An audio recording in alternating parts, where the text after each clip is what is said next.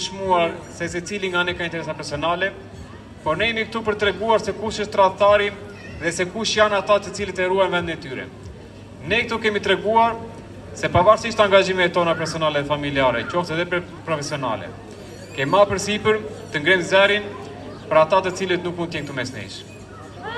Më bëhet qefi që shikoj këtu fiturat qytetare, të cilat gëzojnë integritet dhe votacion qytet. Këta janë ata të cilët pavarësisht ngjyrës ose etiketimit siç i bën disa rrjete sociale që munduan ta etiketonin këtë lëvizje si një lëvizje të komunitetit rom dhe egjiptian, ju them këtu sot në shesh se ata janë fytyra e dinjitetit, nuk janë fytyra të lyera me vajin e sufllaqeve. Këta janë ata të cilët kërkojnë të drejtat dhe liritë e tyre, por nuk janë ata që fshihen mbrapa kulisave dhe mbrapa karrigeve të pushtetit. Sot, ata që janë këtu, janë krenaria e qytetit.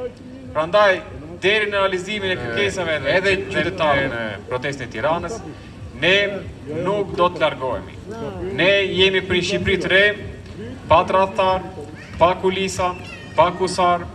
Ne jemi për një qeverisje e cila do të japë të drejtën e vendimarrjes vetë popullit.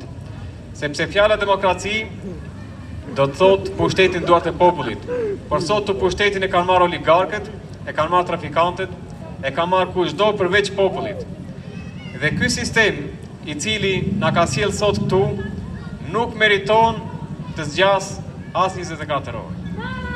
Ne i bëjmë thirrje çdo qytetar të lirë që të marrë në dorë fatet e tij dhe të ardhmës vet.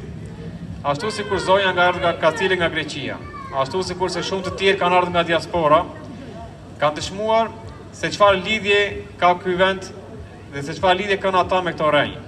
Prandaj ne nuk duam të largohemi këtu duar bosh. Ne nuk duam të largohemi këtu pa realizuar kërkesat tona. Dhe ne do të vazhdojmë në mënyrën më dinjitoze të mundshme. Ju ftoj çdo ditë të jemi pjesëmarrës dhe të kërkojmë dhe të mbrojmë drejtat tona. Faleminderit.